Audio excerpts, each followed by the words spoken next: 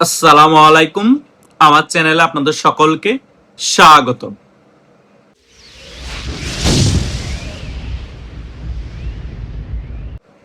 সালাউদ্দিন আহমেদ বর্তমান স্বরাষ্ট্রমন্ত্রী বিভিন্ন জায়গায় বক্তব্যের মাধ্যমে আওয়ামী লীগকে সংগঠন হিসেবে নিষিদ্ধ করা হবে এই ধরনের কথা বলার পর এবং আন্তর্জাতিক অপরাধ ট্রাইব্যুনালের চিফ প্রসিকিউটর আওয়ামী লীগকে সংগঠন হিসেবে নিষিদ্ধ করবে এই ধরনের কথা ঘুরিয়ে ফিরিয়ে বলার পরপরই আওয়ামী লীগ কিন্তু দমে যায়নি, বরং নোয়াখালী সদর উপজেলার মধ্যে মাইকে ঘোষণা দিয়েই বিএনপির সাথে মুখোমুখি সংঘর্ষ হয় এবং বিএনপির অনেক নেতা কর্মীদেরকে কেলানি দেওয়া হয়।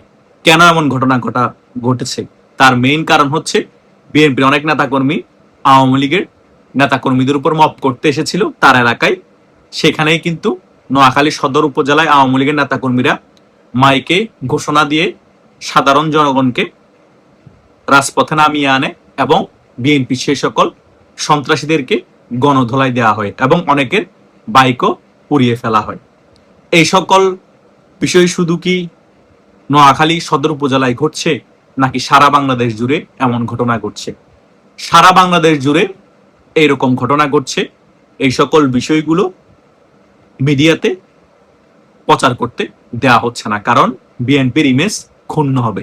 বিএনপির ইমেজ অলরেডি 5 মাসে যা ক্ষুণ্ণ হয়ে গিয়েছে, কারণ বিএনপির নেতা কর্মীরাই তার নেতা কর্মীদেরকে গুলি করে মেরে ফেলছে প্রতিনিয়তই।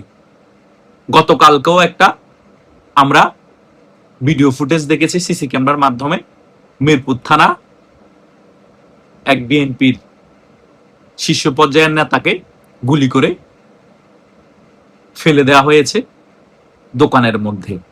গুলি করার 2 সেকেন্ড আগেও একজন ক্যাপ পরিহিত লোক তার সাথে হ্যান্ডশেক করেছিল। তার পরবর্তী সময়ে দুজন মিলে মিরপুর থানার স্বেচ্ছাসেবক দলের যুগ্ম আহ্বায়ককে গুলি করে ফেলে রেখেছে।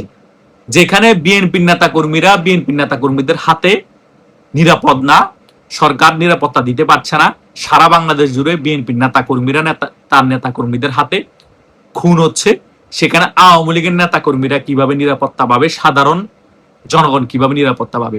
তাই এই সকল বিএনপি সন্ত্রাসীদেরকে রুখে দিতে হলে মাইকে ঘোষণা দিয়েই রাজপথে নামতে হবে এবং এই সকল বিএনপির মববাজদেরকে রুখে দিতে হবে। তার সাথে জামাত ইসলামী এবং এনসিপি টোকাইদেরকেও মায়ের উপর রাখতে হবে। তা না হলে আপনার ঘরের মা বোনরা যেমন নিরাপদে থাকবে না এবং আপনার ছোট বাচ্চাটিকে মাদ্রাসায় পাঠালে সেও নিরাপদে থাকবে না, সেও বলাৎকার হওয়ার সম্ভাবনা থাকবে। এখন বাচ্চা ছেলে মেয়েদেরকে বলাৎকার করে মেরে বিভিন্ন বনে জঙ্গলে ফেলে দেওয়া হচ্ছে। তার সাথে আওয়ামী লীগের নেতা কর্মীদেরকেও তুলে নিয়ে গিয়ে গুম করে মেরে ফেলে দেওয়া হচ্ছে এবং বিএনপির অনেক নেতা কর্মীরাও এই সকল মববাজদের বিরুদ্ধে প্রতিবাদ করলে এবং চাঁদাবাজদের বিরুদ্ধে প্রতিবাদ করলে এই সকল বিএনপি নামধারী চাঁদাবাজরা সেই বিএনপির নেতাকর্মীকেও গুলি করে মেরে ফেলছে। এই সরকার যেখানে তার সব নেতাকর্মীদেরকে নিরাপত্তা দিতে পারে না, আওয়ামী লীগের নেতাকর্মীদেরকে হত্যা, গুম এবং জেল জুলুমের শিকার করাচ্ছে এবং সাধারণ জনগণের নিরাপত্তা দিতে পারে না, আবার এই সরকার এর যে বর্তমান এখন স্বরাষ্ট্রমন্ত্রী আছে বিভিন্ন জায়গায় গিয়ে বক্তব্য দিয়ে গালবাজি করছে, আওয়ামী লীগকে সংগঠন হিসেবে নিষিদ্ধ করা হবে এবং আন্তর্জাতিক অপরাধ ট্রাইব্যুনালের চিফ প্রসিকিউটর বলছে আওয়ামী লীগকে অপরাধ প্রমাণিত হলে আদালতের মাধ্যমে এই সংগঠন হিসেবে নিষিদ্ধ করা হবে। এভাবে একটা দেশ কি চলতে পারে? সারা বাংলাদেশে এখন অপরাধের অভয়ারণ্য হিসেবে গড়ে উঠেছে। সেই সকল বিষয় এই সরকার দমন করতে পারছে না, সুন্দরভাবে বাংলাদেশকে স্টেবল করতে পারছে না, সেদিকে তাদের খেয়াল নাই। তাদের একটাই লক্ষ্য মনে সরকারে বসেছে, আওয়ামী লীগকে দমন করতে হবে, আওয়ামী লীগের নেতা কর্মীদেরকে জেলে ঢুকাতে হবে, আওয়ামী লীগকে সংগঠন হিসেবে নিষিদ্ধ করতে হবে। বাংলাদেশের মানুষ কি ললিপপ খায় বসে বসে? বাংলাদেশের মানুষ কি চদু? বাংলাদেশের মানুষ কিচ্ছু বুঝে না।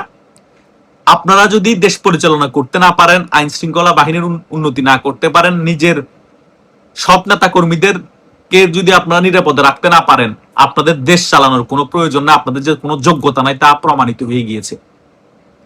এই 5 মাসে বিএনপি কয়শো নেতা কর্মী হত্যাকাণ্ডের শিকার হয়েছে তার নিজের নেতা কর্মীদের দ্বারা। এত গুলি কোথা থেকে পেয়েছে, এত অস্ত্র কোথা থেকে পেয়েছে বিএনপি নেতা কর্মীরা?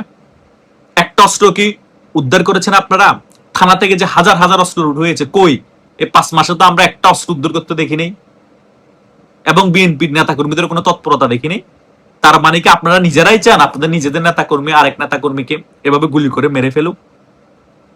আমার থেকে মনে হচ্ছে যে সেটাই চান। এগুলা যদি হতে থাকে, বিএনপি থেকে 20% লোক রাজনীতি ছেড়ে দিবে।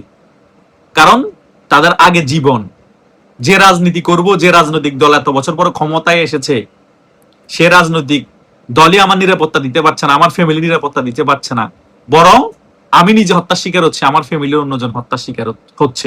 রাউজানের মধ্যে বিএনপির অনেক শীর্ষ পর্যায়ের নেতা প্রায় 25 থেকে 30 জন এরকম হত্যার শিকার হয়েছে। যারা মেরেছে তারাও সন্ত্রাস ছিল, যারা মরেছে তারাও সন্ত্রাস ছিল। এভাবেই চলতেছে সারা বাংলাদেশে। শুধু এক রাউজানের উদাহরণ দিলাম। সারা বাংলাদেশে বিএনপি সন্ত্রাসীরা একেবারে দখল করে ফেলেছে এই 5 মাসের মধ্যে। দেদারসে বলাৎকার করছে, দেদারসে চাঁদাবাজি করছে, তার সাথে তো জামাত এবং এনসিপি আছেই। বাংলাদেশের জনগণ যদি এই সকল মববাজদেরকে, সন্ত্রাসীদেরকে জায়গায় জায়গায় নোয়াখালী সদর উপজেলার মতো মাইকে ঘোষণা দিয়ে আপনারা পেদানি না দেন, গণধোলাই না দেন, তা না হলে আপনাদের সন্তানও এভাবে মারা যাবে, আপনাদের সন্তানও এইরকম ধর্ষণের শিকার হবে, আপনাদের সন্তানও এরকম বলাৎকারের শিকার হবে। কোনো বিচার পাবেন না। কথা বুঝতে পারছেন? নিজের বিচার নিজেই করতে হবে। গত কিছুদিন আগে দেখেন নাই 4 যুবকের এক মাকে ধর্ষণের চেষ্টা করা হয়েছিল বা ধর্ষণ করা হয়েছিল। 4 যুবক সে ধর্ষণকারীকে গিয়ে জবাই করে দিয়েছে।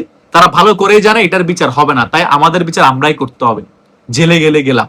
বাংলাদেশে বর্তমানে এই পরিস্থিতি তৈরি হয়েছে। তাই আওয়ামী লীগের নেতা কর্মীরাও কিছুদিন পরে হাতে অস্ত্র তুলে নিবে। তারা বাংলাদেশে গৃহযুদ্ধ হোক এখনো চায় না, কিন্তু শেষ পর্যায়ে তারা বাধ্য হবে বাংলাদেশে গৃহযুদ্ধ করার জন্য। কারণ তাদের দেয়ালে পিঠ থেকে গিয়েছে।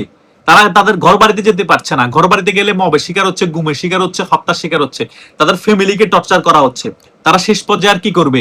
শেষ পর্যায়ে সাধারণ জনগণকে নিয়ে তারা অস্ত্র হাতে তুলে নিবে, তারপর আরেকটি পাল্টা গণ অভ্যুত্থান হবে, এবং তা না হলে বাংলাদেশে গৃহযুদ্ধ সংগঠিত হবে। কারণ বিএনপি সরকার কোনোভাবে সন্ত্রাসীদেরকে দমন করছে না। মনে হচ্ছে সন্ত্রাসীদের হাতে অস্ত্র তুলে দিয়ে রাস্তার মধ্যে ছেড়ে দিয়েছে, তোমরা নিজেরা নিজেদের সৎ নেতা কর্মীদেরকে মেরে ফেলো, আওয়ামী লীগের নেতা কর্মীদেরকে মেরে ফেলো, তোমাদের পাশে জামাত এবং এনসিপি টোকাইরাও আছে, যা ইচ্ছা তা করো, জাস্ট আমাদের ক্ষমতায় থাকতে পারলে হলো। এখনো 5 মাস হয়েছে ক্ষমতায় এসেছে বিএনপি। এই 5 মাসে বাংলাদেশের অবস্থা আফগানিস্তান, পাকিস্তানের থেকে খারাপ করে ফেলেছে।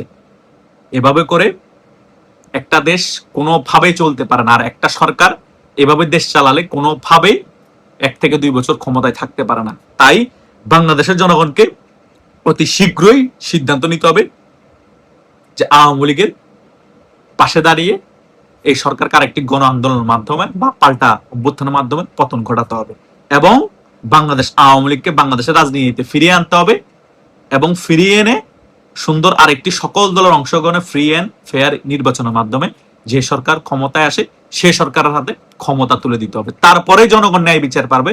তারপরে বাংলাদেশে এই সন্ত্রাসের যে অভয়ারণ্য হিসেবে গড়ে উঠেছে সেটা একেবারে কমে যাবে। বাংলাদেশের মানুষ সুখে শান্তিতে আগে যেভাবে চলেছে 2024-এর 5 আগস্টের আগে সেভাবে চলতে পারবে। তা না হলে আর কোনো অপশন বাংলাদেশে এখন আর বাকি নেই।